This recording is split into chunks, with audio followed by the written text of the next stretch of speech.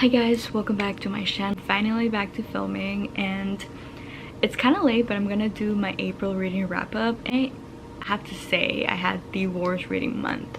By the way, if you're new here, my name is Karen and I do a lot of books, fashion, lifestyle content. If any of that interests you, make sure to hit the subscribe button and follow me on Instagram and TikTok for more like up-to-date updates.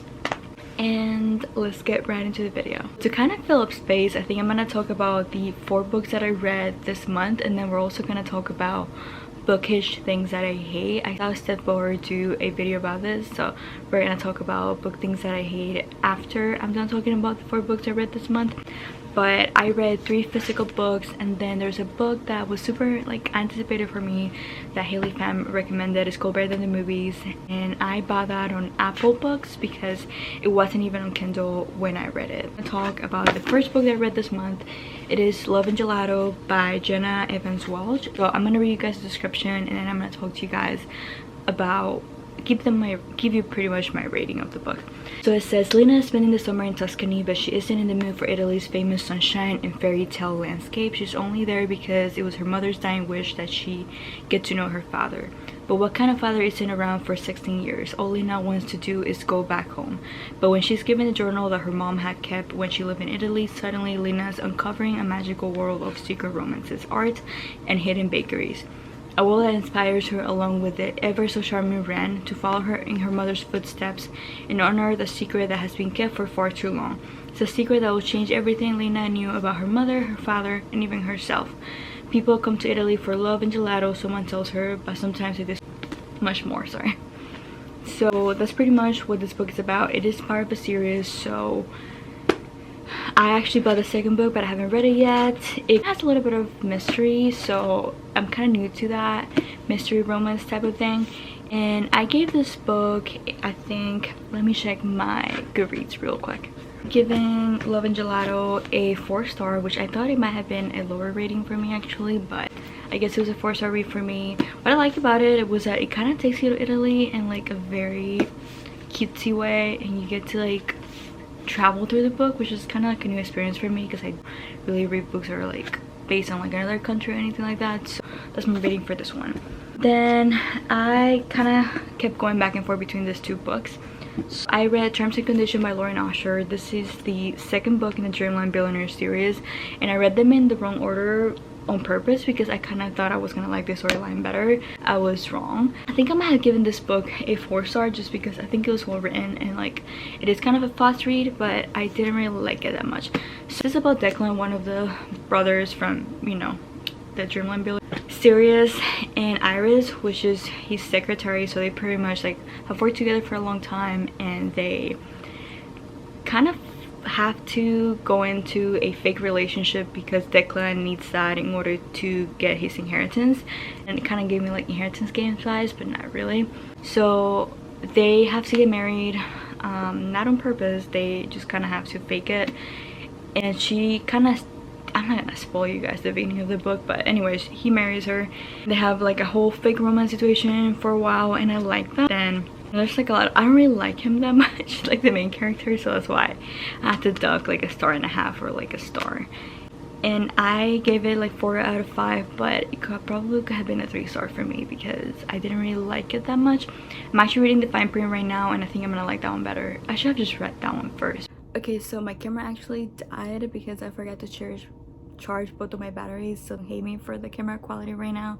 It is a mess behind me, so we like the messiest. I read an Elle Kennedy book. Elle Kennedy is the author of the Bride You series, which I'm currently reading right now, and then also the Off Campus series, which is my all-time favorite series. And the thing about it is that I actually didn't like this book. I'm starting to think that I think I like Elle Kennedy's series more than I like her standalone books. And yes, this is my selfie camera, so everything's gonna be kind of like inverted. I'm sorry. I gave this book a 3 out of 5, and it pains me to do that because I really like this author, but I didn't like this book. It is about Mackenzie. She's a people pleaser. She goes to this Garnet College because her parents really want her to go to college, even though she has her own business. She doesn't really want to go to college, but she made a promise to her parents. And then she meets like a local, like a townie guy. His name is Cooper, and they kind of, I mean, he's still love interest, but I feel like if I say one more word, I'm gonna spoil this entire book for you guys. So yeah, that's pretty much what happens. And there's a lot of like small plot twists. It's not like a Colleen Hoover plot twist, but I don't really like it, honestly. Like, I feel like her series are way better. I love Elle Kennedy, don't get me wrong, I just really didn't like this book, so 3 out of 5 for me. And then I'm leaving the best for last because this was my only 5-star read this month. I'm gonna put a picture over here of the cover of the book. This is Better Than Movies by Lynn Painter or Liz Painter, whatever. This is the cover of the book, and listen to me, this is a YA romance, and I know I kind of took a break from reading YA romance because it was getting a little bit cheesy for me. This book, it's amazing. So in every page of the book, you pretty much have a quote from like a really classic romantic comedy that's been around for a little bit, but those are like my favorite rom-coms. And yeah, I'm obsessed with this book. So it's about, I forgot the name of all the people, even though I feel like I should remember this because I really like the book. But there's the girl, she's the main character, and then she has like this like nemesis situation with like her neighbor. They like play around a little bit too much, play a little too rough sometimes too, because they just can't stand each other. And then she wants to get with this one guy, and then she does the whole fake dating thing with her neighbor, and she doesn't really understand what he's getting out of it. But I mean, he is getting like the parking spot or whatever. Not a spoiler, I think. And it's just so cute. It is so well written, and like it really takes you through like the love story, and there's like some plot twists, and I don't know, I'm just obsessed with it, honestly. A really cute book. I cannot wait to get my hands on the physical book because I don't own it.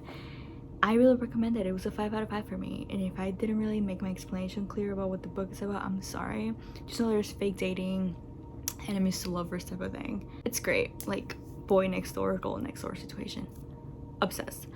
Let's talk about bookish things that I hate. Yes, that is a pumpkin. I like pumpkins here all year round, so deal with it. It's weird, but anyways, I'm gonna try to provide, you know, examples of what I'm talking about so you guys don't get lost. But pretty much like bookish things are like kind of like pet peeves that I have about books. So we're gonna go through this kind of quick, but bear with me. So the main thing I hate about books is books with book covers with people on them. Meaning the shirtless guy with the typical face trying to send like a sexual tension type of vibe, and they always literally look the same, or like a girl and a boy in the cover of the book. I just freaking hate that. It's just so weird, honestly. And then I really hate the cheating trope. So like I don't like when like there's a relationship and they pretty much get together because he cheated on his girlfriend or the other way around. I don't like the cheating trope at all. I think it's just not good. Another thing I hate about books is big age gaps. So let's say she's still in college and then she's dating a guy that's like 10 years older than her or something like that, or she's 18 and she's dating a guy that's like in his 30s. It gives me the ick, and I just really don't like it. And then onto something that I feel like this is gonna be kind of controversial because I feel like this is the type of book that a lot of people like, but I really don't.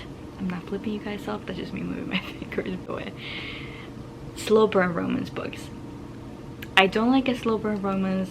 I think it depends for me. I think if it takes them onto like 70% of the book to like get together and have the first kiss, I hate that.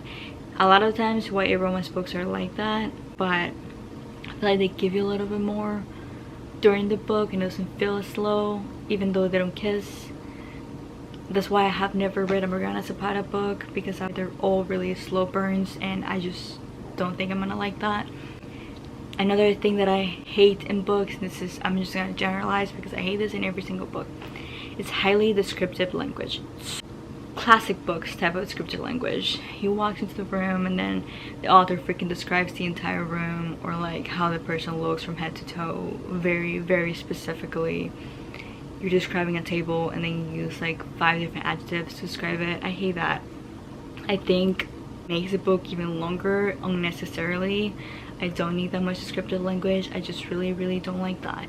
And then the last thing I'm gonna mention for the sake of the video is the it girl, like nobody gets me. I don't know if it girl and like what I'm about to explain kind of align what I'm trying to say. Girl in the book that says nobody gets me, I'm not like other girls, I'm like super unique, like oh I don't like makeup, or like I don't like clothes this way, you know, they kind of like pick me in a way because she's like I'm not like other girls, you know, I'm very unique. I hate that in books so much, and I'm never gonna like a main character if that's how they approach her persona at all. I hate that in books. Right off down in the comments an example of books like that so I stay away from them, because I just immediately gives me the ick. So that was just kind of for the sake of making this video a little bit longer. If it's a lame video, only 4 books, I know.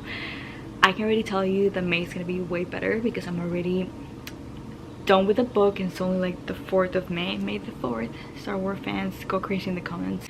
And I've already read a book, and then I'm almost done with another book, and I already started a new book that I'm very excited about. So May starting off with a really strong start.